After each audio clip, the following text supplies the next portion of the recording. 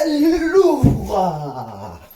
Et mon Jamie Tissart, on va se faire la première vidéo de l'année 2021. Donc je vous souhaite à tous une très très bonne année 2021, qu'elle soit meilleure que 2020, mais surtout bonne chance pour ce qui va arriver. Je te rappelle au passage que avec mon partenariat Alura Shop, on a prolongé donc l'aventure jusqu'en 2022. Donc tu peux toujours bénéficier de 10% sur tout le site internet avec mon code promo Tony Satis. Et donc on va parler de Mercato pour cette première vidéo de l'année, qui sera peut-être la seule et unique, ça dépend un petit peu des pistes. Et moi j'aimerais parler de toutes ces pistes qu'on a. Alors, il y a des trucs que je ne comprends pas. Soit la direction nous chie à la gueule, soit ils partent en roue libre, ils en ont plus rien à foutre.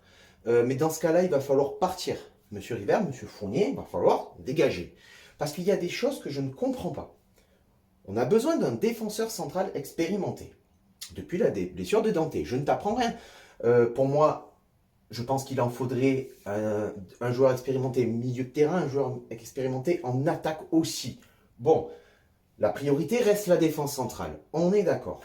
Mais quand je vois que tu pistes des joueurs très jeunes, encore une fois, quand tu tapes sur des retours de Paul Bass, que tu as dégagé lâchement, il y a quelques saisons, en disant que tu n'avais plus besoin de ses services, alors que concrètement c'était un défenseur avec grinta, un joueur qui aimait le club, que tu as voulu te passer de ses services, et que derrière tu vas sur des pistes de joueurs expérimentés, mais des mecs qui ne jouent plus depuis 20 000 ans. On n'est plus dans le projet là les gars, on n'est plus dans, en tout cas dans ce mercato hivernal, on n'est pas dans les bonnes conditions. Donc on va partir sur les pistes qui ont été annoncées à l'OGC Nice. Donc tu as déjà Christopher Ayer du Celtic Glasgow, 22 ans. Donc encore un joueur très jeune qui apparemment aurait quand même un esprit très compétitif, un esprit très guerrier. Et qui est vrai qu'il y a un joueur qui apporte beaucoup au Celtic Glasgow. Ça reste encore un jeune joueur de 22 ans. Ensuite tu avais Gregersen de Molde, 25 ans. Donc déjà un petit peu plus âgé. Mais le joueur est très peu intéressé par le projet, puisque lui, sa priorité, ça reste l'Europe. Il veut jouer l'Europe, donc il n'est pas vraiment intéressé, puisque à Nice, on ne joue plus l'Europe, et l'année prochaine, on n'est pas sûr de la jouer. Donc, ça va très très vite. On a bien sûr aussi, qui avait été annoncé, le retour de Paul Bass, mais qui au final ne viendra pas signer, puisqu'il aurait, enfin, Bordeaux aurait demander un prolongement de son contrat de 2 ans. Et puis je pense que vu la façon dont il a été éjecté du club il y a quelques saisons de ça, je pense que c'est plus dans son intérêt de ne jamais revenir à l'OGC Nice. Ensuite, toujours en défense centrale, tu avais la piste Simakan du Racing Club de Strasbourg. 20 ans, 15 millions d'euros quand même. Le club en demande 15 millions d'euros.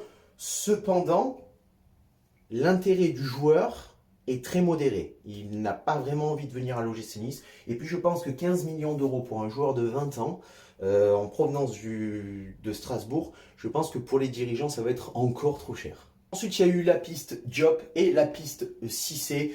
Je pense que c'est des pistes qui sont assez faibles et qu'on peut d'ores et déjà écarter. Surtout que, bon, on a une potentielle signature qui va se concrétiser là. Je comprends pas, mais bon. Et ensuite, tu avais la piste Todibo. Donc Todibo, le mec, a été quand même reçu pas mal de louanges de la part de son entraîneur en disant que tactiquement, il comprenait rien et qu'au niveau de sa condition physique, c'était proche du zéro. Donc tu veux des joueurs, des défenseurs centrales expérimentés, avec de la grinta, qui apportent un peu ce que Dante a apporté sur le terrain. Et derrière, tu vas taper des jeunes qui n'ont aucune condition physique, qui ne comprennent rien aux tactiques de l'entraîneur. Mais au-delà de ça, tu vas prendre des joueurs, tu vas pister des joueurs comme Samuel Umtiti. Samuel Umtiti, attention, gros palmarès, champion du monde avec l'équipe de France,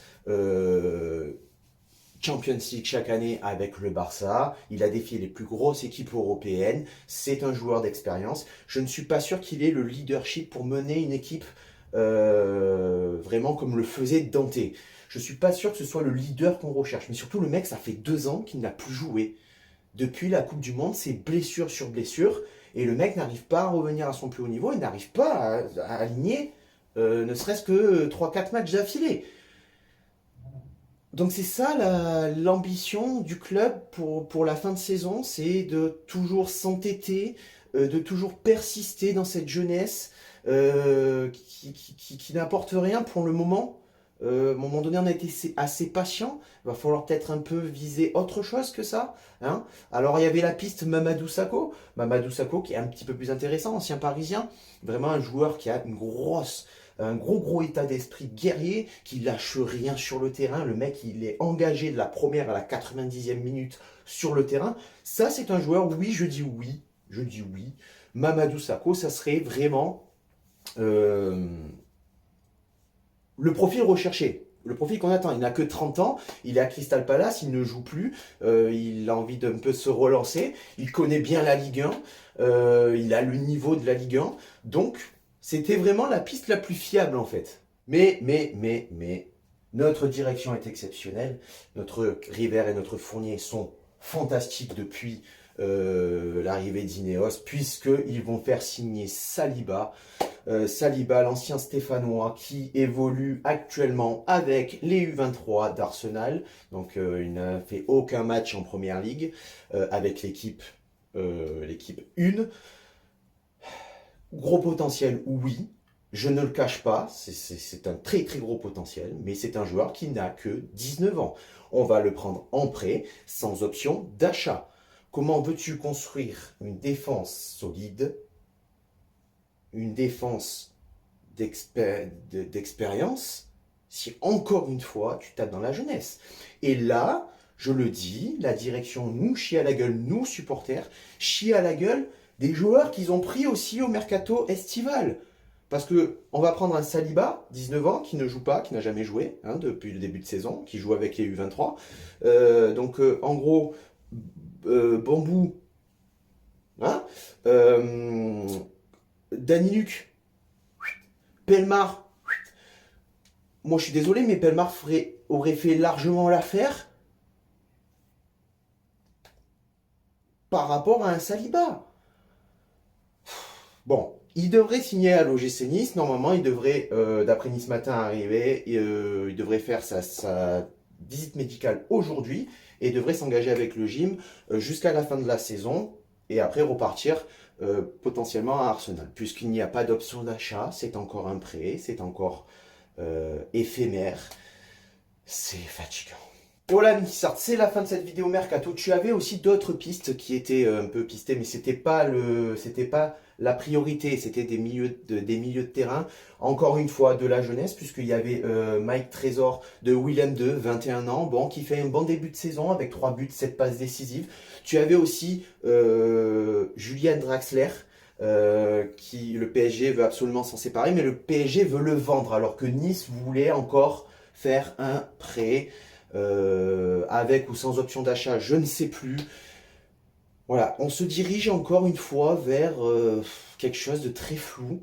La transition continue et je ne sais pas jusqu'où elle va aller. Donc, espérons que jusqu'à fin janvier, on ait d'autres pistes, qu'on va un petit peu remonter ce niveau-là, parce que là, on descend très bas. Sur ce, Ciao viva la Valletta di Sanissa.